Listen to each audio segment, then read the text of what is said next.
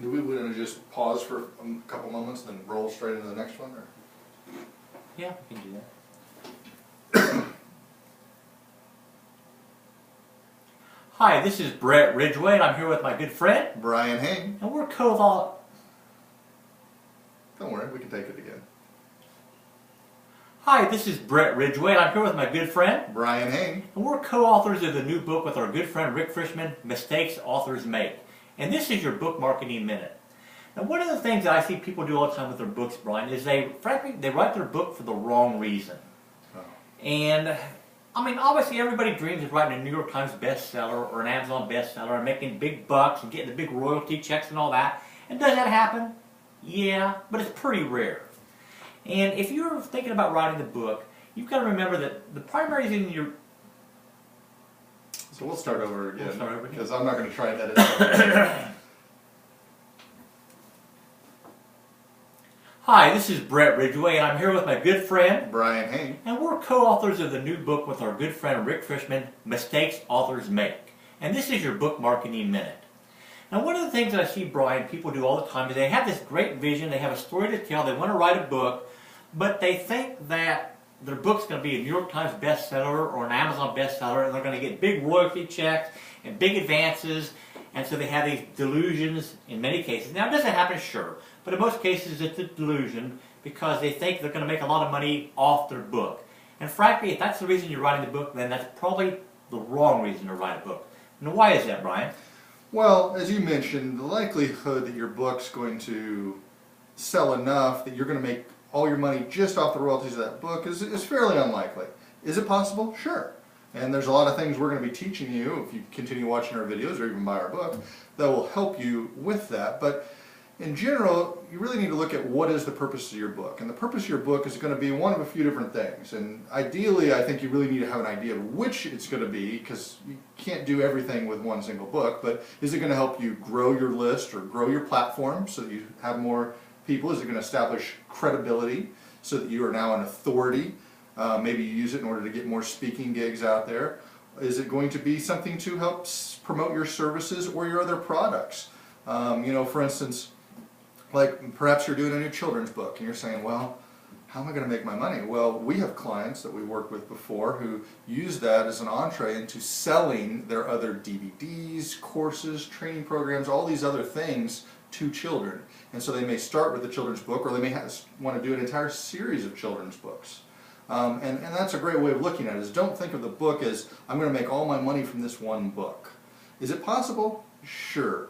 But your likelihood is much, much smaller. So what's your reason? What was some of your reasons? Well, I think that you've got to really give a lot of thought in advance to what is the end game for your book. And most people don't do that. It's like, it's about the book, it's about making money on the book, and frankly, as you said, you're not, in most cases, going to make a lot of money on the book itself. It's what that book leads to, as Brian said. So, if you're writing a book, you need to use that book as a lead generation device primarily to sell your other products and services. So you need to build into your book bounce backs so that you can capture their name and information to sell them those other products and services. Because the real money is the back end. And I mean, a couple great examples of this. T. Harv Eker wrote a book called Secrets of the Millionaire Mind, where he basically gave away tickets to his live event. Yeah. And he made truckloads of money by getting people into live events and selling them other products and services.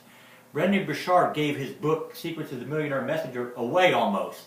I mean, I think he maybe had to pay shipping and handling. But he pretty much gave the book away because he had a back end in place of additional training that he could sell people, and he knew his back end number. So the money truly was in the back end. So as an author, you've got to decide what is your back end, what are you going to use your book to drive them to where you're going to make the real money.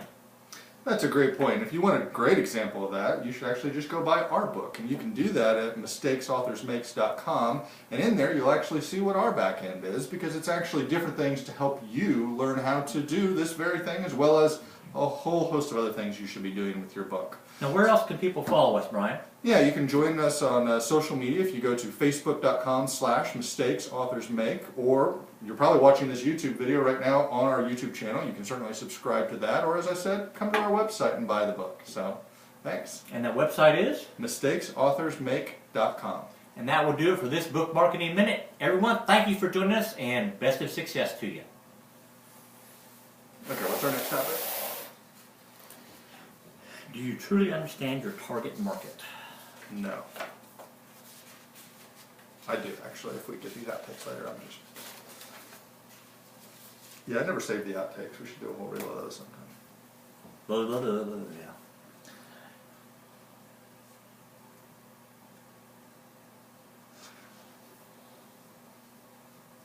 I'm wondering if we should be looking at what topics people are searching for as it relates to any of our areas, and make sure we do videos on them so that we're getting up there. Yeah, we should. We know we've been weak at that in the past in terms of really... And that's an old version of the book. Okay.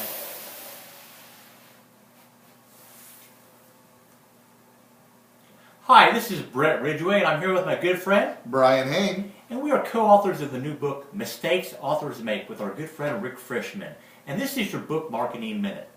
Now, one of the things I think authors really have struggled with, Brian, is they truly don't understand their target market. Oh man, you're not kidding there. And knowing your target market will really have a huge impact on pretty well everything that you do with the book, whether it be how you write the book, but also how you're going to market that book. So you need to think about, and here's one of the worst things that I hear from a new author is, everybody needs my book. You talk about a recipe for disaster. And here's why. If you think everyone needs your book, then you're going to actually be targeting no one.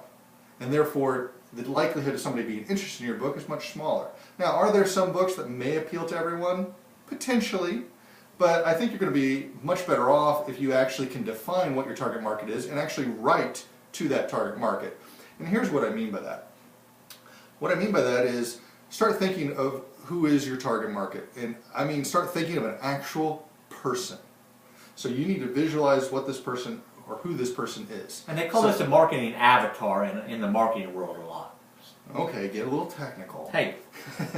But it's going to be, you know, what gender is this person? How old is this person? Where do they live? What's their socioeconomic status?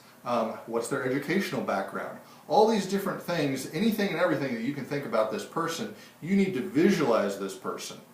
And the reason that you want to do this is because when you start to get the idea of who this person is in your mind, then you can really target, not only as you're writing the book to them, but then as you're marketing the book. Because I have news for you. Men are attracted to different things than women. It's so? Yes, it is. And wow. Baby boomers, not that I'm implying that you're much older than me, but yeah, right. 20-some years, are interested in different things than people of my generation. Now that's not to say that there won't be people who don't fall into your demographics who are interested in your book, but in general you're going to find that if you can target what the person looks like, that will help you to target all your marketing campaigns, because it's so much easier if you know all of this information. But you're also going to appeal to that person more, because they're going to feel as though you wrote the book just for them, and you did. So you really need to look at what are all these different demographics, and then how big is that market? Because if you say, I'm interested in writing to World War I veterans, then I got news for you. Your market's pretty small. I got there's three only, people you can write to. Yeah, there's only like 3 people left. So you need to think about that market, and if you determine that that is your market, well, if there's only 3 people, is that a big enough market for you to write to? Yeah, now we talked in a separate video about the importance of the back end. And when you're deciding what you want to write a book back and really defining that target market, you've got to think about what the back end for that market is going to be. And you need to make sure, as Brian said, that you have a large enough target market to support a business off of, because the book is just part of the business. And that's all those other things that you need to have that truly will help you share your message on a wider scale. So make sure you truly understand that target market and that it's large enough for you to build a business behind your book with. And if you're wondering, you are our target market. Yes, you are. Don't worry, we know who you are. No, and if you want to find out a little bit more about who we are, you can actually follow us on a lot of different social medias out there. So you can go to facebook.com/mistakesauthors-make, and you can actually like our page and start following us. You can actually, you're probably watching our YouTube video right now on YouTube, although you could be somewhere else. They certainly do get around. You can subscribe to our YouTube channel. You can actually also come straight to our website, mistakesauthors-make.com, and buy the book. So please do, and we look forward to working with you. Yeah, now that will do it for this episode of A Book Marketing Minute. Everyone, thanks for joining us, and we'll catch you in another video. Take care. Okay, what's next? You know, I like these one-take things, man. Me too, and I like that I'm not going to have to edit them time later. I'm going to stop and start it again though, so that Okay. I don't